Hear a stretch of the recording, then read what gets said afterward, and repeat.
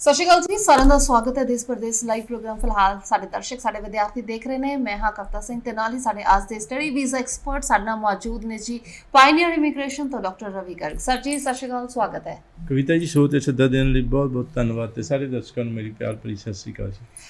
Pioneer immigration ਤੋਂ doctor Ravi Garg ICCRC member ਨੇ ਜੀ। ਸਾਡੇ ਦਰਸ਼ਕਾਂ ਨੂੰ ਸਾਡੇ ਵਿਦਿਆਰਥੀਆਂ ਨੂੰ ਵੀ ਪਤਾ ਵੀ ਜਦੋਂ ਵੀ ਅਸੀਂ ਕੈਨੇਡਾ ਫਾਈਲ ਆਪਣੀ ਸਬਮਿਟ ਕਰਾਉਣੀ ਹੁੰਦੀ ਹੈ, ਲਗਾਉਣੀ ਹੁੰਦੀ ਹੈ, ਕੋਈ ਵੀ ਇਨਫੋਰਮੇਸ਼ਨ ਚਾਹੀਦੀ ਹੁੰਦੀ ਹੈ ਤਾਂ ਅਸੀਂ ਹਮੇਸ਼ਾ ICCRC ਮੈਂਬਰ ਨੂੰ ਪ੍ਰੈਫਰੈਂਸ ਦਿੰਦੇ ਹੈਗੇ ਆ।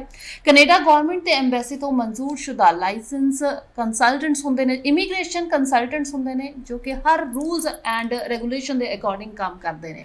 ਫਿਲਹਾਲ ਜੀ ਤੁਸੀਂ ਵੀ ਇਹਨਾਂ ਦੀਆਂ ਸਰਵਿਸਿਜ਼ ਜ਼ਰੂਰ ਲੈ ਸਕਦੇ ਹੋ। ਆਉਣ ਵਾਲੇ ਟਾਈਮ ਦੇ ਵਿੱਚ ਜੀ ਕਿਹੜੇ ਸੈਮੀਨਾਰਸ ਤੁਹਾਡੇ ਵਾਸਤੇ ਲੈ ਕੇ ਆ ਰਹੇ ਨੇ ਪਾਇਨੀਅਰ ਇਮੀਗ੍ਰੇਸ਼ਨ, ਇਹ ਜ਼ਰੂਰ ਡਿਸਕਸ ਕਰਾਂਗੇ। ਬਟ ਫਿਲਹਾਲ ਅਗਰ ਮੈਂ ਪਿਛਲੇ ਕੁਝ ਦਿਨਾਂ ਦੀ ਗੱਲ ਕਰਾਂ ਤਾਂ ਸੈਮੀਨਾਰਸ ਆਲਰੇਡੀ ਹੋ ਕੇ ਵੀ ਹਟੇ ਨੇ। ਕਿੱਦਾਂ ਦਾ ਰਿਸਪੌਂਸ ਵੇਖਣ ਨੂੰ ਮਿਲਿਆ ਕਿ ਵਾਕਈ ਦੇ ਵਿੱਚ ਜਿਹੜੇ ਸਟੂਡੈਂਟਸ ਹੈਗੇ ਨੇ ਕੈਨੇਡਾ ਜਾਣ ਦੇ ਅੱਜ ਵੀ ਚਾਹਵਾਨ ਹੈਗੇ ਨੇ? ਕਵਿਤਾ ਜੀ, ਲੋਕਾਂ ਦੀ ਜਿਹੜੀ ਪੰਜਾਬ ਦੇ ਵਿੱਚ ਖਾਸ ਤੌਰ ਤੇ ਕੈਨੇਡਾ ਦੀ ਚਾਹਤ ਬਹੁਤ ਜ਼ਿਆਦਾ, ਕਈ ਸਾਲਾਂ ਤੋਂ ਬਹੁਤ ਜ਼ਿਆਦਾ ਹੈਗੀ ਆ। ਉੱਥੇ ਇੰਨੇ ਜ਼ਿਆਦਾ ਪੰਜਾਬੀ ਸਾਡੇ ਭਰਾ ਰਹਿੰਦੇ ਨੇ ਔਰ ਉਹਨਾਂ ਦੀ ਲਾਈਫ ਦੀ ਕੁਆਲਿਟੀ ਇੰਨੀ ਜ਼ਿਆਦਾ ਗੁੱਡ ਹੈਗੀ ਹੈ ਔਰ ਇੰਨੇ ਸਾਰੇ MPs ਔਰ ਇੰਨੀ ਸਾਰੇ ਪੋਲੀਟਿਕਸ ਦੇ ਵਿੱਚ ਸਾਡੇ ਪਰਸਨਸ ਦੀ ਇਨਵੋਲਵਮੈਂਟ, ਈਵਨ ਕਿ ਜਿਹੜੇ ਰੱਖਿਆ ਮੰਤਰੀ ਸਾਡੇ ਪੰਜਾਬ ਤੋਂ ਹੈਗੇ ਨੇ। ਸੋ ਉਸ ਚੀਜ਼ ਤੋਂ ਤੁਸੀਂ ਅੰਦਾਜ਼ਾ ਲਾ ਸਕਦੇ ਹੋ ਕਿ ਇੱਥੋਂ ਦੀ ਚਾਹਤ ਜਾਣ ਵਾਸਤੇ ਔਰ ਕੈਨੇਡਾ ਐਮਬੈਸੀ ਔਰ ਕੈਨੇਡਾ ਗੌਰਮੈਂਟ ਨੂੰ ਪਰਸਨਸ ਚਾਹੀਦੇ ਨੇ ਬਹੁਤ ਜ਼ਿਆਦਾ as permanent resident outside Canada ਤੋਂ ਲੈ ਕੇ ਆਉਂਦੇ ਨੇ ਪਰਮਾਨੈਂਟ ਰੈਜ਼ੀਡੈਂਟ ਔਰ ਸਿਟੀਜ਼ਨ ਬਣਾਉਂਦੇ ਨੇ ਕੈਨੇਡੀਅਨਸ, ਕਿਉਂਕਿ ਉੱਥੇ ਮੀਡੀਅਨ ਏਜ ਅਬਾਊਟ 55 ਏਜ ਹੈ, 55 ਇਅਰਸ ਹੈਗੀ ਹੈ ਅਤੇ ਉਹਨਾਂ ਨੂੰ ਯੰਗ ਪਰਸਨ ਚਾਹੀਦੇ ਨੇ ਟੈਕਸਿਸ ਵਾਸਤੇ। ਸੋ ਸਟੱਡੀ ਵੀਜ਼ਾ ਦੇ ਰਾਹੀਂ ਉਹਨਾਂ ਨੂੰ ਫਾਇਦਾ ਹੋਰ ਵੀ ਬਹੁਤ ਜ਼ਿਆਦਾ ਹੁੰਦਾ ਹੈਗਾ, ਕਿਉਂਕਿ ਇੰਨੇ ਸਾਰੇ ਜਿਹੜੇ ਹੈ ਕਾਲਜਿਸ ਨੂੰ ਪ੍ਰਮੋਸ਼ਨਸ, ਉਸ ਤੋਂ ਬਾਅਦ ਵਰਕ ਪਰਮਿਟ ਮਿਲਦਾ ਹੈਗਾ, ਵਰਕ ਕਰਦੇ ਨੇ ਔਰ ਇੰਨੇ ਸਾਰੇ ਟੈਕਸਿਸ ਦਿੰਦੇ ਨੇ। ਅਤੇ ਇਸ 2020 ਦੇ ਵਿੱਚ ਹਾਲਾਂਕਿ ਘੱਟ ਜਿਹੜੇ ਪਰਸਨਸ ਜਾ ਸਕੇ, ਸਟੂਡੈਂਟਸ ਵੀ ਘੱਟ ਜਾ ਸਕੇ, ਟਾਰਗੇਟ ਉਹਨਾਂ ਦਾ ਜ਼ਿਆਦਾ ਸੀ ਅਤੇ ਨੈਕਸਟ ਈਅਰ ਦੇ ਵਿੱਚ ਉਹਨਾਂ ਨੇ ਟਾਰਗੇਟ ਨੂੰ ਪਾ ਦਿੱਤਾ ਹੈ ਹਾਈ ਵੀਜ਼ਾ ਸਕਸੈਸ ਰੇਟ। ਔਰ ਲੋਕਾਂ ਦੀ ਚਾਹਤ ਜਾਣ ਦੀ ਉਸ ਤਰ੍ਹਾਂ ਹੀ ਬਣੀ ਹੋਈ ਹੈਗੀ ਆ ਔਰ ਸੈਮੀਨਾਰਸ ਦੇ ਵਿੱਚ ਬਹੁਤ ਸਾਰਾ ਰਸ ਸੀਗਾ। ਔਰ ਫਿਲਹਾਲ ਸਾਡੇ ਅੱਧੇ ਸੈਮੀਨਾਰ ਹੋਏ ਸੀ ਚੰਡੀਗੜ੍ਹ ਤੋਂ ਸ਼ੁਰੂ ਹੋ ਕੇ ਫਿਰੋਜ਼ਪੁਰ ਔਰ ਲੁਧਿਆਣਾ, ਮੋਗਾ ਅਤੇ ਫਿਰੋਜ਼ਪੁਰ ਹੋਏ ਸੀਗੇ। ਲੇਕਿਨ ਕੁਛ ਜਿਹੜੇ ਸੈਮੀਨਾਰ ਸਾਨੂੰ ਕੈਂਸਲ ਕਰਨੇ ਪਏ ਕਿਉਂਕਿ ਕਰੋਨਾ ਦੀ ਜਿਹੜੀ ਹੈ ਨਵੀਆਂ ਗਾਈਡਲਾਈਨਸ ਨੂੰ ਦੇਖਦੇ ਹੋਏ, ਔਰ ਇਸ ਕਰਕੇ ਉਹ ਤਕਰੀਬਨ ਇਸ ਵਾਰ ਮੈਂ ਵੀਰਵਾਰ ਨੂੰ ਜਿਹੜੇ ਚੰਡੀਗੜ੍ਹ ਆਫਿਸ ਦੇ ਵਿੱਚ ਮਿਲਣਾ ਹੈਗਾ। ਠੀਕ ਹੈ। ਲੇਕਿਨ ਅੱਗੇ ਵਾਸਤੇ ਇਹ ਪਲੈਨਿੰਗ ਹੈਗੀ ਹੈ ਕਿ ਹਰ ਟਿਊਜ਼ਡੇ ਨੂੰ ਮੈਂ ਚੰਡੀਗੜ੍ਹ 35 ਦੇ ਆਫਿਸ ਜਿਹੜਾ ਗੋਪਾਲ ਰੈਸਟੋਰੈਂਟ ਦੇ ਬਿਲਕੁਲ ਨਾਲ ਹੈਗਾ ਉੱਥੇ ਮਿਲਿਆ ਕਰਾਂਗਾ। ਲੇਕਿਨ ਆਉਣ ਤੋਂ ਪਹਿਲਾਂ ਜ਼ਰੂਰ ਇੱਕ ਵਾਰੀ ਜਿਹੜਾ ਸੈਂਟਰਲ ਸਾਡਾ ਨੰਬਰ ਹੈਗਾ 70613 'ਤੇ ਕਾਲ ਕਰਕੇ ਇੱਕ ਵਾਰੀ ਕਨਫਰਮੇਸ਼ਨ ਕਰ ਲੈਣੀ ਹੈ ਔਰ ਅਪਾਇੰਟਮੈਂਟ ਲੈ ਲੈਣੀ ਹੈਗੀ ਹੈ। ਹੋ ਸਕਦਾ ਹੈ ਕਿਸੇ ਕਾਰਨ ਕਰਕੇ ਇੱਕ ਦਿਨ ਨਾ ਮਿਲਾਂ ਅਤੇ ਕਿਸੇ ਹੋਰ ਦਿਨ ਮਿਲਾਂ, ਲੇਕਿਨ ਜ਼ਰੂਰ ਮਿਲਾਂਗਾ। ਔਰ ਦੂਜੇ ਆਫਿਸਿਸ ਦੇ ਵਿੱਚ ਅਗਰ ਕਰੋਨਾ ਕਰਕੇ ਨਾ ਜਾ ਪਾਇਆ ਅਤੇ ਫਿਰ ਫੇਸ ਟੂ ਫੇਸ ਜਿਹੜੀ ਹੈਗੀ ਹੈ ਸਕਾਈਪ 'ਤੇ ਜਾਂ ਵਟਸਐਪ ਦੀ ਜਿਹੜੀ ਕਾਲ 'ਤੇ ਫੇਸ ਟੂ ਫੇਸ ਮੀਟਿੰਗ ਕਰ ਲਵਾਂਗਾ, ਕੋਈ ਪ੍ਰੋਬਲਮ ਨਹੀਂ। ਅਦਰਵਾਈਜ਼ ਵੀ ਹਰ ਕੇਸ ਮੇਰੇ ਖਿਆਲ ਦੇ ਵਿੱਚ ਹੁੰਦਾ ਹੈ ਔਰ ਮੇਰੀ ਨੌਲੇਜ ਵਿੱਚ ਹੁੰਦਾ ਹੈ। ਟੈਕਨੋਲੋਜੀ ਇੰਨੀ ਵਧੀਆ, ਈਮੇਲ, ਸਕਾਈਪ, ਵਟਸਐਪ ਔਰ ਸਾਰੇ ਇਸ ਤਰ੍ਹਾਂ ਦੇ ਵਧੀਆ ਜ਼ਰੀਏ ਨੇ ਜਿਸ ਦੇ ਵਿੱਚ ਮੈਂ ਹਰ ਇੱਕ ਫਾਈਲ 'ਤੇ ਹਰ ਇੱਕ ਫਾਈਲ ਮੇਰੀ ਨਿਗਾਹ ਵਿੱਚੋਂ ਹੋ ਕੇ ਜਾਂਦੀ ਹੈ, ਚੈੱਕ ਕਰਦਾ ਹੈਗਾ। ਔਰ ਬੱਚਿਆਂ ਦੇ ਫਿਊਚਰ ਦਾ ਸਵਾਲ ਹੈ, ਕੈਰੀਅਰ ਦਾ ਸਵਾਲ ਹੈ, ਇਸ ਆਪਣੀ ਜ਼ਿੰਮੇਵਾਰੀ ਨੂੰ ਚੰਗੀ ਤਰ੍ਹਾਂ ਸਮਝਦਾ ਹੈਗਾ। ਔਰ ਇਸ ਵਾਰੀ ਜਿਹੜਾ ਸੈਮੀਨਾਰ ਦੇ ਵਿੱਚ ਕਵਿਤਾ ਜੀ ਖਾਸ ਤੌਰ 'ਤੇ ਬੜੇ ਦੂਰੋਂ ਕਿਉਂਕਿ ਸਾਲ ਬਾਅਦ ਮੈਂ ਆਇਆ ਸੀਗਾ ਅਤੇ ਦਿੱਲੀ ਤੋਂ ਅਤੇ ਜੈਪੁਰ ਤੋਂ ਬੜੇ ਹੋਰ ਦੂਰੋਂ ਬੜੇ ਸਿਟੀਜ਼ ਤੋਂ ਲੋਕ ਆਏ ਸੀਗੇ ਮਿਲਣ ਵਾਸਤੇ। ਰਿਫਿਊਜ਼ਲਸ ਕਈ 3 4 ਰਿਫਿਊਜ਼ਲ ਸੀਗੀਆਂ, ਕੰਪਲੀਕੇਟਡ ਕੇਸਿਸ ਸੀਗੇ। ਸਾਰੇ ਮੈਂ ਆਪ ਉਹਨਾਂ ਨੂੰ ਮਿਲ ਕੇ ਸਾਰੀ ਗਾਈਡੈਂਸ ਦਿੱਤੀ ਜੀ। ਅੱਛਾ, ਤੁਸੀਂ ਕਿ ਜਿਨ੍ਹਾਂ ਸਟੂਡੈਂਟਸ ਦੀਆਂ 3 4 ਵਾਰ ਰਿਫਿਊਜ਼ਲ ਆਈਆਂ ਸੀ ਉਹਨਾਂ ਸਟੂਡੈਂਟਸ ਨਾਲ ਵੀ ਮੁਲਾਕਾਤ ਕੀਤੀ। ਅੱਛਾ, ਇਸ ਵਾਰੀ ਦੇਖਿਆ ਗਿਆ ਵੀ AIP ਤੋਂ ਬਾਅਦ ਵੀ ਰਿਫਿਊਜ਼ਲਸ ਆਈਆਂ ਹੋਈਆਂ ਸੀ, ਇੱਦਾਂ ਦੇ ਸਟੂਡੈਂਟਸ ਨੂੰ ਕੀ ਗਾਈਡ ਕੀਤਾ? ਬਿਲਕੁਲ ਕਵਿਤਾ ਜੀ, ਇਹ ਇੱਕ ਵੱਡੀ ਸਮਝ ਲਓ ਕਿ ਬਹੁਤ ਜ਼ਿਆਦਾ ਟੈਕਨੀਕਲ ਪ੍ਰੋਬਲਮ ਸੀਗੀ। ਬੜਾ ਚੰਗਾ ਤੁਸੀਂ ਸਵਾਲ ਚੁੱਕਿਆ ਹੈਗਾ ਕਿ AIPs ਜਿਹੜੀਆਂ ਹੋਈਆਂ ਜਦੋਂ ਫਿੰਗਰ ਪ੍ਰਿੰਟਿੰਗ ਜਾਂ ਜਿਹਨੂੰ ਕਹਿ ਲਈਏ ਬਾਇਓਮੈਟ੍ਰਿਕਸ ਵਾਸਤੇ VFS ਓਪਨ ਨਹੀਂ ਹੋਏ ਸੀਗੇ, ਉਦੋਂ ਸਰਕਾਰ ਨੇ ਕੈਨੇਡਾ ਐਮਬੈਸੀ ਨੇ 2 ਸਟੈਪ ਅਪਰੂਵਲ ਦਾ ਪ੍ਰੋਸੈਸ ਹਮ, ਬਣਾ ਦਿੱਤਾ। ਹਮ। ਇੱਕ ਫਸਟ ਸਟੇਜ ਦੀ ਅਪਰੂਵਲ ਨੂੰ AIP ਅਪਰੂਵਲ ਇਨ ਪ੍ਰਿੰਸੀਪਲ ਕਹਿ ਦਿੱਤਾ ਜੀ ਕਿ ਜਦੋਂ ਬਾਇਓਮੈਟ੍ਰਿਕਸ ਖੁੱਲਣਗੇ, VFS ਖੁੱਲੇਗਾ ਤੇ ਸਟੂਡੈਂਟਸ ਜਿਹੜੇ ਨੇ ਬਾਇਓਮੈਟ੍ਰਿਕਸ ਕਰਵਾ ਲੈਣਗੇ ਔਰ ਉਸ ਤੋਂ ਬਾਅਦ ਫਾਈਨਲ ਅਪਰੂਵਲ ਦੇ ਦਿੱਤੀ ਜਾਏਗੀ ਸੈਕੰਡ ਸਟੇਜ ਤੇ। ਠੀਕ ਹੈ। ਔਰ ਉਸ ਦਾ ਵਿੱਚ ਕਹਿਣਾ ਐਮਬੈਸੀ ਦਾ ਇਹ ਸੀ ਕਿ ਸਿਰਫ ਬਾਇਓਮੈਟ੍ਰਿਕਸ ਦੇ ਰੀਜ਼ਨ ਕਰਕੇ, ਮਤਲਬ ਕਿ ਫਿੰਗਰਪ੍ਰਿੰਟਿੰਗ ਦੇ ਵਿੱਚ ਅਗਰ ਕੋਈ ਜ਼ਿਆਦਾ ਹਾਈ ਲੈਵਲ ਦਾ ਕ੍ਰਿਮੀਨਲ ਰਿਕਾਰਡ ਨਿਕਲਿਆ ਤੇ ਫਿਰ ਉਸ ਨੂੰ ਰਿਫਿਊਜ਼ ਕੀਤਾ ਜਾਏਗਾ। ਅਦਰਵਾਈਜ਼ ਉਸ ਦੇ ਜਿਹੜੇ ਬਾਕੀ ਕਾਗਜ਼ ਜਿਹੜੇ ਨੇ ਐਜੂਕੇਸ਼ਨ, ਆਈਲੈਟਸ, ਫਾਈਨੈਂਸ਼ੀਅਲ, ਬਾਕੀ ਸਾਰੇ ਡਾਕੂਮੈਂਟਸ ਨੂੰ ਦੇਖ ਕੇ ਉਹਨਾਂ ਨੇ ਅਪਰੂਵਲ ਦੇ ਦਿੱਤੀ ਔਰ AIP ਪਾਸ ਹੋ ਗਈ। ਲੇਕਿਨ ਅਨਫੋਰਚੂਨੇਟਲੀ ਇਹ ਹੋਇਆ ਕਿ ਤਕਰੀਬਨ ਕੋਈ 2-3-4% ਜਿਹੜੇ ਕੇਸਿਸ ਸੀਗੇ AIPs ਜਿਨ੍ਹਾਂ ਨੂੰ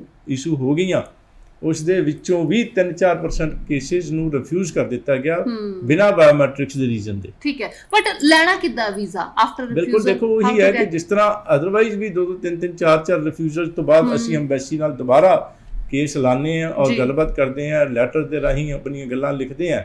ਉਸੇ ਤਰੀਕੇ ਨਾਲ ਅਸੀਂ ਕਾਫੀ ਸਾਰੇ AIPs ਦੇ ਜਿਹੜੇ ਰਿਫਿਊਜ਼ਲ ਦੇ ਕੇਸਿਸ ਵੀ ਸਾਡੇ ਕੋਲ ਆਏ ਔਰ ਅਸੀਂ ਉਹਨਾਂ ਨੂੰ ਦੁਬਾਰਾ ਐਮਬੈਸੀ ਕੋਲੇ ਜਿਹੜਾ ਰੀਅਪਲਾਈ ਕਰਕੇ ਰਿਕੁਐਸਟ ਕੀਤੀ ਔਰ ਉਹਨਾਂ ਨੂੰ ਲਿਖ ਕੇ ਗੱਲਬਾਤ ਕੀਤੀ ਔਰ ਉਸ ਤੇ ਜਿਹੜੇ ਜ਼ਿਆਦਾਤਰ ਦੇ ਵੀਜ਼ੇ ਲਏ।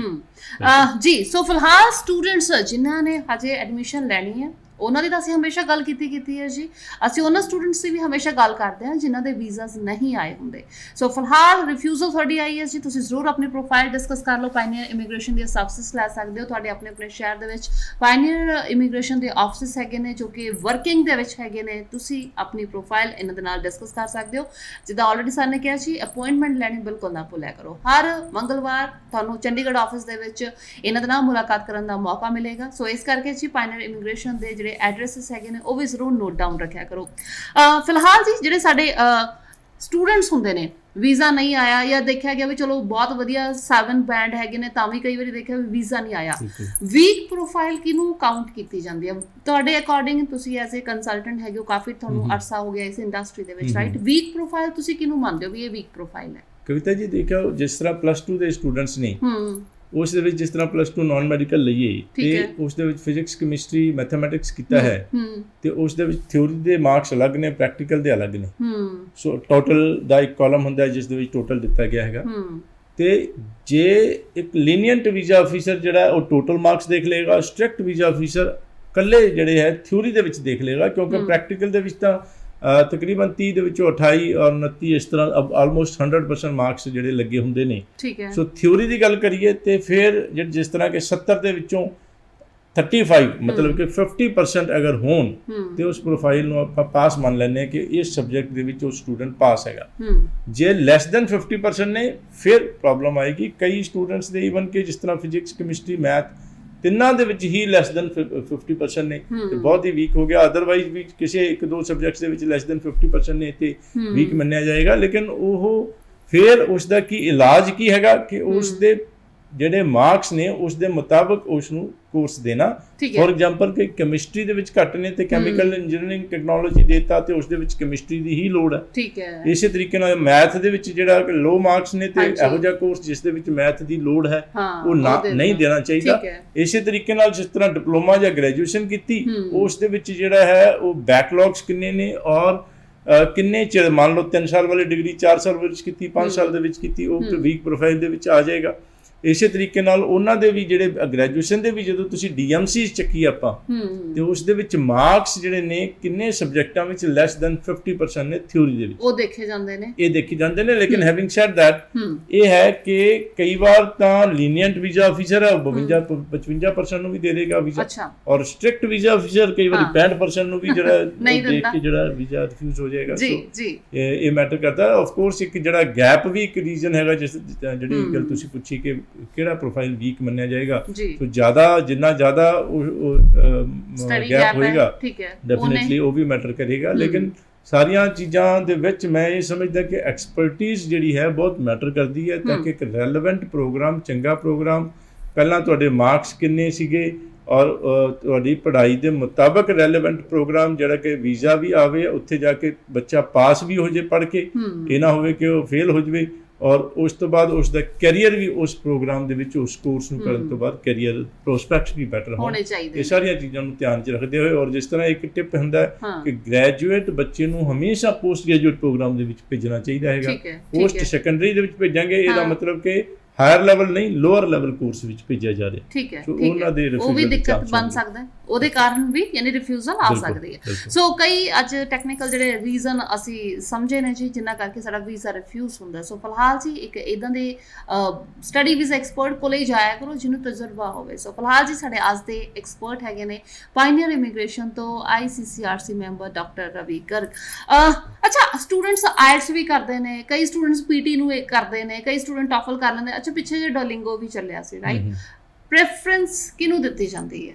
ਦੇਖੋ ਆਇਲਟਸ ਜਿਹੜੀ ਹੈ ਐਮਬੈਸੀ ਵਾਲੀ ਕੈਨੇਡਾ ਐਮਬੈਸੀ ਦੀ ਪ੍ਰੈਫਰਡ ਜਿਹੜਾ ਇੰਗਲਿਸ਼ ਟੈਸਟ ਹੈਗਾ। ਓਕੇ, ਆਇਲਟਸ ਨੂੰ ਉਹ ਮੰਨਦੇ ਨੇ। ਓਕੇ, ਠੀਕ ਹੈ। ਸੋ ਆਇਲਟਸ ਜਿਨ੍ਹਾਂ ਨੇ ਕੀਤੀ ਹੈ ਉਹਨਾਂ ਦਾ ਅਗਰ 6 ਈਚ ਹੈਗੇ ਔਰ 1 ਸਾਲ ਦੀ ਫੀਸ ਭਰੀ ਹੈ, 2 ਕੰਡੀਸ਼ਨਸ ਨੇ, ਰਾਈਟ, ਤੇ ਫਿਰ ਉਹਨਾਂ ਦਾ ਕੇਸ SDS ਜਿਹੜੀ ਕਿ ਕੈਨੇਡਾ ਐਮਬੈਸੀ ਦੀ ਪ੍ਰੈਫਰਡ ਕੈਟਾਗਰੀ ਹੈਗੀ ਹੈ ਉਸ ਦੇ ਵਿੱਚ ਲਗਾਇਆ ਜਾਏਗਾ। ਓਕੇ, ਅਦਰਵਾਈਜ਼ ਅਗਰ ਆਇਲਟਸ ਨਹੀਂ ਕੀਤੀ, PTE ਜਾਂ TOEFL ਕੀਤੀ ਹੈ, ਤੇ ਫਿਰ ਸਟੂਡੈਂਟ ਦਾ ਕੇਸ ਜਨਰਲ ਕੈਟਾਗਰੀ ਜਾਂ ਜਿਹਨੂੰ ਨੋਨ SDS ਵੀ ਕਹਿ ਦਿੰਦੇ ਆ ਉਸ ਦੇ ਵਿੱਚ ਲਗਾਇਆ ਜਾਏਗਾ। ਹਾਲਾਂਕਿ ਵੀਜ਼ਾ ਸਕਸੈਸ ਰੇਟ ਦੇ ਵਿੱਚ ਕੋਈ ਪ੍ਰੋਬਲਮ ਨਹੀਂ ਅਸੀਂ ਦੇਖੀ, ਅੱਛੇ ਵੀਜ਼ੇ ਆਉਂਦੇ, ਕੋਈ ਪ੍ਰੋਬਲਮ ਨਹੀਂ ਹੈ। ਲੇਕਿਨ ਡਿਓਲਿੰਗੋ ਜਿਹੜਾ ਹੈਗਾ ਇਹ ਕਵਿਤਾ ਜੀ ਸਿਰਫ ਕਾਲਜ ਯੂਨੀਵਰਸਿਟੀਜ਼ ਦੀ ਐਡਮਿਸ਼ਨ ਵਾਸਤੇ ਗੁੱਡ ਹੈਗਾ, ਪਰ ਐਮਬੈਸੀ ਉਸ ਨੂੰ ਐਕਸੈਪਟ ਨਹੀਂ ਕਰਦੀ ਜੀ।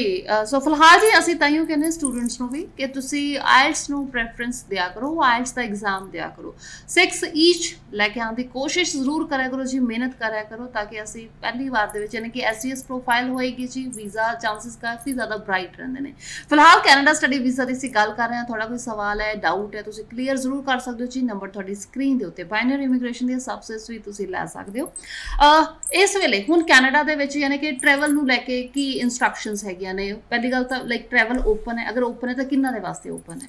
ਦੇਖੋ ਕਵਿਤਾ ਜੀ, ਇਸ ਵਕਤ ਇੰਟਰਨੈਸ਼ਨਲ ਫਲਾਈਟਸ 21 ਅਪ੍ਰੈਲ ਤੱਕ ਕੈਨੇਡਾ ਗਵਰਨਮੈਂਟ ਕੈਨੇਡਾ ਐਮਬੈਸੀ ਵੱਲੋਂ ਬੰਦ ਨੇ। ਅੱਛਾ, ਔਰ ਉਸ ਦਾ ਮਤਲਬ ਇਹ ਹੈਗਾ ਕਿ ਆਮ ਜਿਹੜੇ ਨੇ ਸਾਰੇ ਨਹੀਂ ਟਰੈਵਲ ਕਰ ਸਕਦੇ, ਲੇਕਿਨ ਟਰੈਵਲ ਰਿਸਟ੍ਰਿਕਸ਼ਨਸ ਹੈਗੀਆਂ ਨੇ ਔਰ ਉਸ ਦੇ ਵਿੱਚ ਐਗਜ਼ੰਪਸ਼ਨਸ ਹੈਗੀਆਂ ਨੇ। ਦਾ ਮਤਲਬ ਕੁਝ ਕੈਟਾਗਰੀਜ਼ ਨੂੰ ਛੂਟ ਦਿੱਤੀ ਗਈ ਹੈ, ਜਿਸ ਦੇ ਵਿੱਚ ਇੰਟਰਨੈਸ਼ਨਲ ਸਟੂਡੈਂਟਸ ਵੀ ਹੈਗੇ ਨੇ ਕਿ ਇੰਟਰਨੈਸ਼ਨਲ ਸਟੂਡੈਂਟ ਜਾ ਸਕਦੇ ਨੇ, ਕੁਝ ਵਰਕਰਸ ਜਾ ਸਕਦੇ ਨੇ। ਔਰ ਅਗਰ ਉੱਥੇ ਕੈਨੇਡਾ ਦੇ ਵਿੱਚ ਕੋਈ ਟੈਂਪਰੇਰੀ ਰੈਜ਼ੀਡੈਂਟ ਹੈਗਾ ਤੇ ਉਹਨਾਂ ਦੇ ਇਮੀਡੀਏਟ ਫੈਮਿਲੀ ਮੈਂਬਰਸ ਟਰੈਵਲ ਕਰ ਸਕਦੇ ਨੇ। ਉਸ ਦੇ ਵਿੱਚ ਸਪਾਊਸ ਔਰ ਡਿਪੈਂਡੈਂਟ ਚਿਲਡਰਨ, ਜਿਹੜੇ ਐਡਲਟ ਨਾਨ ਡਿਪੈਂਡੈਂਟ ਚਿਲਡਰਨ ਉਹ ਨਹੀਂ, ਡਿਪੈਂਡੈਂਟ ਚਿਲਡਰਨ ਔਰ ਪੇਰੈਂਟਸ।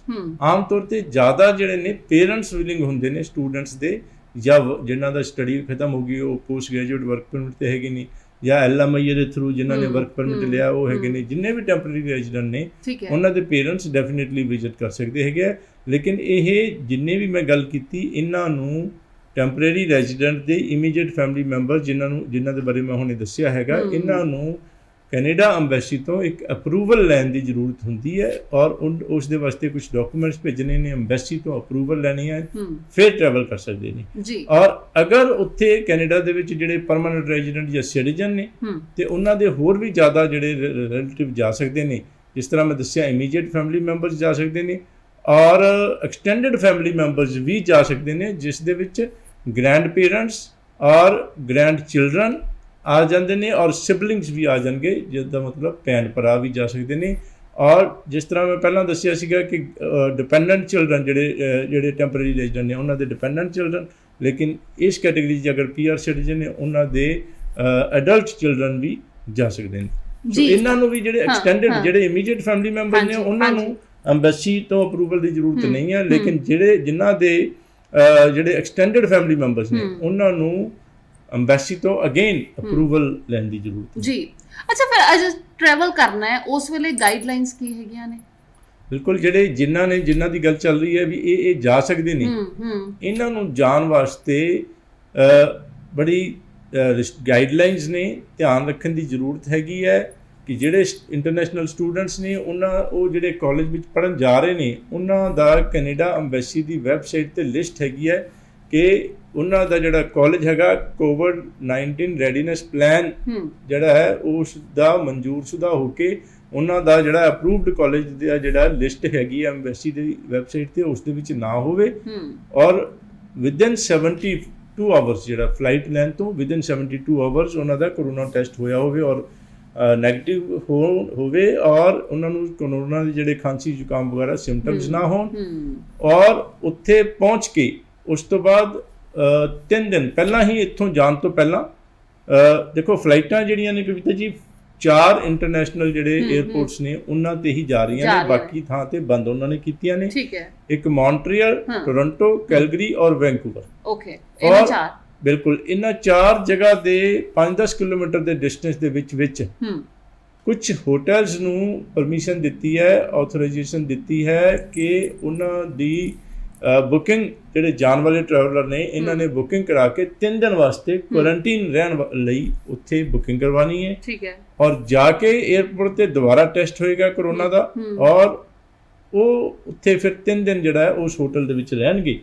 ਅਗਰ ਉਹਨਾਂ ਦਾ ਟੈਸਟ ਨੈਗੇਟਿਵ ਆਇਆ ਤੇ ਫਿਰ ਉਹ ਬਾਕੀ ਦੇ 11 ਡੇਜ਼ ਜਿਹੜੇ ਨੇ 11 ਦਿਨ ਆਪਣੇ ਕਿਸੇ ਫਰੈਂਡ ਰਿਲੇਟਿਵ ਜਾਂ ਬਹੁਤ ਸਾਰੇ ਕਾਲਜਿਸ ਨੇ ਇਹ ਮੈਂਡੇਟਰੀ ਕੀਤਾ ਹੈਗਾ ਕਿ ਜਦੋਂ ਉਹਨਾਂ ਦਾ ਰੈਡੀਨੈਸ ਪਲਾਨ ਜਿਹੜਾ ਉਹਨਾਂ ਦਾ ਹੋਇਆ ਪਾਸ ਹੋਇਆ ਤੇ ਅਪਰੂਵ ਹੋਇਆ ਤੇ ਉਹਨਾਂ ਨੇ ਇਸ ਗੱਲ ਦਾ ਵਾਅਦਾ ਕੀਤਾ ਕਿ ਸਾਡੇ ਸਟੂਡੈਂਟਸ ਸਾਡੇ ਕਾਲਜ ਵੱਲੋਂ ਅਰੇਂਜ ਕੀਤੀ ਹੋਈ ਪ੍ਰੋਪਰਲੀ ਅਰੇਂਜਡ ਅਕੋਮੋਡੇਸ਼ਨਸ ਦੇ ਵਿੱਚ ਕੁਆਰੰਟਾਈਨ ਹੋਣਗੇ। ਉਹ ਉਹਨਾਂ ਦੀ ਜ਼ਿੰਮੇਵਾਰੀ ਹੈ। ਉਸ ਦੇ ਵਾਸਤੇ ਕੁਝ ਜ਼ਿਆਦਾਤਰ ਕਾਲਜਿਸ ਕੁਝ ਖਰਚਾ ਲੈਂਦੇ ਨੇ। ਸੋ ਇਹ ਅਗਰ ਪੋਜ਼ਿਟਿਵ ਆ ਗਿਆ ਤੇ 3 ਦਿਨ ਦੇ ਹੋਟਲ ਤੋਂ ਬਾਅਦ ਕੈਨੇਡਾ ਗਵਰਨਮੈਂਟ ਵੱਲੋਂ ਡੈਜ਼ਿਗਨੇਟਿਡ ਪਲੇਸਿਸ ਦੇ ਉੱਪਰ ਹੀ ਤੁਸੀਂ ਆਪਣੀ ਕਾਲਜ ਦੀ ਜਾਂ ਆਪਣੀ ਫਰੈਂਡ ਰਿਲੇਟਿਵ ਕੋਲੇ ਕੁਆਰੰਟਾਈਨ ਨਹੀਂ ਕਰ ਸਕਦੇ। ਫਿਰ ਤੁਹਾਨੂੰ ਕੈਨੇਡਾ ਗਵਰਨਮੈਂਟ ਵੱਲੋਂ ਦੱਸੀ ਗਈ ਜਗ੍ਹਾ ਦੇ ਉੱਪਰ 11 ਦਿਨ ਹੋਰ ਕੁਆਰੰਟਾਈਨ ਕਰਨਾ ਪਏਗਾ। ਠੀਕ ਹੈ। ਔਰ 14 ਦਿਨ ਦਾ ਕੁਆਰੰਟਾਈਨ ਪੂਰਾ ਹੋਣ ਤੋਂ ਪਹਿਲਾਂ ਉਹਨਾਂ ਨੂੰ ਇੱਕ ਕੋਵਿਡ ਟੈਸਟ ਦੀ ਕਿੱਟ ਦਿੱਤੀ ਜਾਂਦੀ ਜਾਂਦੇ ਨਾਲ 에ਅਰਪੋਰਟ ਤੇ ਔਰ ਉਹ ਟੈਸਟ ਕਰਕੇ ਉਹਨਾਂ ਦਾ ਨੈਗੇਟਿਵ ਹੋਣਾ ਚਾਹੀਦਾ ਹੈ ਤੇ ਉਹਨਾਂ ਨੇ ਫਿਰ ਇਹ ਕੁਆਰੰਟਾਈਨ ਉਹਨਾਂ ਦਾ ਖਤਮ ਹੋਏਗਾ। ਔਰ ਇੱਕ ਖਾਸ ਗੱਲ ਇਹ ਧਿਆਨ ਦੇਣ ਵਾਲੀ ਹੈਗੀ ਹੈ, ਇੱਥੋਂ ਜਿਹੜੀ ਹੈ ਇੰਡੀਆ ਤੋਂ ਫਲਾਈਟ ਲੈਣ ਤੋਂ ਪਹਿਲਾਂ ਹੀ ਅਰਾਈਵ ਕੈਨ ਐਪ ਜਿਹੜੀ ਹੈ ਇੱਕ ਕੈਨੇਡਾ ਐਮਬੈਸੀ ਨੇ ਬਣਾਈ ਹੈਗੀ ਹੈ, ਜਿਹੜੀ ਕਿ ਡਾਊਨਲੋਡ ਕਰਕੇ ਉਸ ਦੇ ਵਿੱਚ ਤੁਹਾਡੀ ਅਰਾਈਵਲ ਇਨਫੋਰਮੇਸ਼ਨ ਮਤਲਬ ਉੱਥੇ ਪਹੁੰਚਣ ਦੀ ਸਾਰੀ ਇਨਫੋਰਮੇਸ਼ਨ, ਉੱਥੇ ਦੀ ਕੰਟੈਕਟ ਇਨਫੋਰਮੇਸ਼ਨ, ਤੁਹਾਡੇ ਜਿਹੜੇ ਸਿੰਪਟਮਸ ਬੁਖਾਰ ਖੰਘ ਵਗੈਰਾ ਤੇ ਨਹੀਂ ਹੈਗੀ, ਤੁਹਾਡਾ ਕੰਟੈਕਟ ਨੰਬਰ ਵਗੈਰਾ ਇਹ ਸਾਰੀ ਡਿਟੇਲਸ ਔਰ ਤੁਹਾਡਾ ਕੁਆਰੰਟਾਈਨ ਪਲਾਨ ਕਿ ਉੱਥੇ ਜਾ ਕੇ ਕਿੱਥੇ ਕੁਆਰੰਟਾਈਨ ਹੋਣਾ ਚਾਹੁੰਦੇ ਹੈ ਕਿ ਉਹ ਸਾਰੀ ਡਿਟੇਲਸ ਉਸ ਦੇ ਵਿੱਚ ਨੋਟ ਕਰਨੀਆਂ ਨੇ ਔਰ ਇੱਕ ਰਸੀਦ ਉਸ ਤੋਂ ਜਿਹੜਾ ਪ੍ਰਿੰਟ ਆਊਟ ਲੈ ਕੇ ਉੱਥੇ ਜਾਣਾ ਹੈ ਤੇ ਪੋਰਟ ਆਫ ਐਂਟਰੀ ਦਾ ਮਤਲਬ ਉੱਥੇ 에ਅਰਪੋਰਟ ਤੇ ਜਿਹੜੇ ਇਮੀਗ੍ਰੇਸ਼ਨ ਆਫੀਸਰ ਹੈਗੇ ਨੇ ਉਹਨਾਂ ਨੂੰ ਦੇਣੀ ਹੈਗੀ ਹੈ। ਔਰ ਇਹ ਸਾਰਾ ਜਿਹੜਾ ਔਰ ਕਈ ਕਾਲਜਿਸ ਦੇਖੋ ਜਿਹੜੇ ਸਟੂਡੈਂਟਸ ਨੇ ਉਹਨਾਂ ਨੇ ਖਾਸ ਤੌਰ ਤੇ ਆਪਣੇ ਕਾਲਜ ਦੀ ਵੈਬਸਾਈਟ ਨੂੰ ਡਿਟੇਲ ਦੇ ਵਿੱਚ ਚੈੱਕ ਕਰ ਲੈਣਾ। ਠੀਕ ਹੈ। ਕਿਉਂਕਿ ਜਿਸ ਤਰ੍ਹਾਂ ਹੁਣੇ ਗੱਲ ਹੋ ਰਹੀ ਸੀ ਕਿ ਅਚਾਨਕ ਸਾਨੂੰ ਸਾਡੇ ਕਾਫੀ ਸੈਮੀਨਾਰ ਕੈਂਸਲ ਕਰਨੇ ਪਏ, ਅਚਾਨਕ ਕੋਵਿਡ ਕੁਝ ਕੇਸਿਸ ਵੱਧ ਗਏ ਇੱਥੇ ਇੰਡੀਆ ਦੇ ਵਿੱਚ ਪੰਜਾਬ ਦੇ ਵਿੱਚ ਔਰ ਗੌਰਮੈਂਟ ਨੇ ਅਚਾਨਕ ਲਾਕਡਾਊਨ ਕੀਤਾ ਔਰ ਰਿਸਟ੍ਰਿਕਸ਼ਨ ਲਾ ਦਿੱਤੀਆਂ ਔਰ ਸਾਨੂੰ ਕੈਂਸਲ ਕਰਨੇ ਪਏ ਤੇ ਇਹ ਨਹੀਂ ਪਤਾ ਕਦੋਂ ਕਿਹੜੀਆਂ ਨਵੀਆਂ ਜਿਹੜੀਆਂ ਗਾਈਡਲਾਈਨਸ ਆ ਜਾਣ ਤੇ ਜਾਣ ਤੋਂ ਪਹਿਲਾਂ ਫਲਾਈਟ ਲੈਣ ਤੋਂ ਪਹਿਲਾਂ ਕੈਨੇਡਾ ਗਵਰਨਮੈਂਟ ਦੀ ਗਾਈਡਲਾਈਨਸ, ਇੰਡੀਅਨ ਗਵਰਨਮੈਂਟ ਦੀ ਗਾਈਡਲਾਈਨਸ ਔਰ ਐਮਬੈਸੀ ਦੀ ਗਾਈਡਲਾਈਨਸ ਔਰ ਖਾਸ ਤੌਰ ਤੇ ਕਾਲਜ ਦੀ ਵੈਬਸਾਈਟ। ਕਈ ਕਾਲਜਿਸ ਕਹਿੰਦੇ ਨੇ ਕਿ ਸਾਡਾ ਜਿਹੜਾ ਹੈ ਸਾਨੂੰ ਕੁਆਰੰਟਾਈਨ ਪਲਾਨ ਪਹਿਲਾਂ ਭੇਜੋ, ਸਾਡੇ ਕੋਲੋਂ ਅਪਰੂਵਲ ਲਓ ਔਰ ਸਾਡੇ ਕੋਲੋਂ ਸਪੋਰਟ ਲੈਟਰ ਲਓ। ਕਈ ਕਾਲਜਿਸ ਨਹੀਂ ਜ਼ਰੂਰਤ ਕਈ ਕਾਲਜਿਸ ਵਾਸਤੇ। ਸੋ ਉਹਨਾਂ ਦੀ ਆਪਣੀ ਕਾਲਜ ਦੀ ਵੀ ਕੁਝ ਗਾਈਡਲਾਈਨਸ ਨੇ, ਉਹਨਾਂ ਨੂੰ ਵੀ ਫੋਲੋ ਕਰਨਾ ਜ਼ਰੂਰੀ ਹੈ। ਔਰ ਕਈ ਕਾਲਜਿਸ ਨੇ ਜਿਸ ਤਰ੍ਹਾਂ ਪਹਿਲਾਂ ਦੱਸਿਆ ਕਿ ਕੁਆਰੰਟਾਈਨ ਪਲਾਨ ਉਹਨਾਂ ਦਾ ਆਪਣਾ ਹੈਗਾ ਕਿ ਉਹਨਾਂ ਨੇ ਅਰੇਂਜ ਕੀਤਾ ਹੈਗਾ ਤੇ ਉਹਨਾਂ ਕੋਲੋਂ ਪਰਮਿਸ਼ਨ ਲੈਣੀ ਜ਼ਰੂਰੀ ਹੈ ਕਿ ਮੈਂ ਇੰਨੀ ਤਰੀਕ ਨੂੰ ਆਉਣਾ ਚਾਹੁੰਦਾ ਤਾਂ ਕਿ ਉਹ ਉਸ ਦਾ ਇੰਤਜ਼ਾਮ ਪ੍ਰੋਪਰਲੀ ਕਰ ਲੈਣ। ਔਰ ਈਵਨ ਕਿ 에ਅਰਪੋਰਟ ਪਿਕਅਪ ਵੀ ਬਹੁਤ ਸਾਰੇ ਕਾਲਜਿਸ ਨੇ ਆਪਣੇ ਵੱਲੋਂ ਕੀਤਾ ਹੈਗਾ ਤਾਂ ਕਿ ਕਰੋਨਾ ਤੋਂ ਨੂੰ ਰੋਕਿਆ ਜਾਵੇ। ਜੀ ਸੋ ਫਿਲਹਾਲ ਜੀ ਜੋ ਗਾਈਡਲਾਈਨਸ ਹੈਗੀਆਂ ਨੇ ਉਹ ਫੋਲੋ ਕਰਨੀਆਂ ਪੈਣਗੀਆਂ ਜੀ, ਜਿੱਥੇ ਤਾਂ ਅਸੀਂ ਰੂਲਸ ਐਂਡ ਰੈਗੂਲੇਸ਼ਨਸ ਵੀ ਫੋਲੋ ਕਰਦੇ ਹਾਂ ਜਦੋਂ ਅਸੀਂ ਸਟੱਡੀ ਵੀਜ਼ਾ ਦੇ ਵਾਸਤੇ ਅਪਲਾਈ ਕਰਦੇ ਹਾਂ। ਫਿਲਹਾਲ ਫਾਈਨਲ ਇਮੀਗ੍ਰੇਸ਼ਨ ਤੋਂ doctor Ravi Garg ICCRC member ਸਾਡੇ ਵਾਸਤੇ ਸਟੱਡੀ ਵੀਜ਼ਾ ਐਕਸਪਰਟ। ਸਰ ਜੀ ਬਹੁਤ ਬਹੁਤ ਸ਼ੁਕਰੀਆ, ਧੰਨਵਾਦ। ਬਹੁਤ ਬਹੁਤ ਸ਼ੁਕਰੀਆ, ਧੰਨਵਾਦ ਸਰ। ਸੋ ਇਸੇ ਦੇ ਨਾਲ ਜੀ ਦਿਓ ਇਜਾਜ਼ਤ, ਨੈਕਸਟ ਟਾਈਮ ਫਿਰ ਮੁਲਾਕਾਤ ਕਰਦੇ ਹਾਂ। ਆਪਣਾ ਖਿਆਲ ਰੱਖੋ ਤੇ ਜਿਨ੍ਹਾਂ ਸਟੂਡੈਂਟਸ ਨੇ ਕੈਨੇਡਾ ਸਟੱਡੀ ਵੀਜ਼ਾ ਦੇ ਵਾਸਤੇ ਅਪਲਾਈ ਕਰਨਾ, ਫਿਲਹਾਲ ਤੁਹਾਡੇ ਵਾਸਤੇ ਮੌਕਾ ਕਿ ਤੁਸੀਂ ਜਲਦੀ ਦੇ ਨਾਲ ਅਪਲਾਈ ਕਰ ਲਓ ਤੇ ਆਪਣਾ ਵੀਜ਼ਾ ਹਾਸਲ ਕਰ ਸਕਦੇ ਹੋ। ਧੰਨਵਾਦ।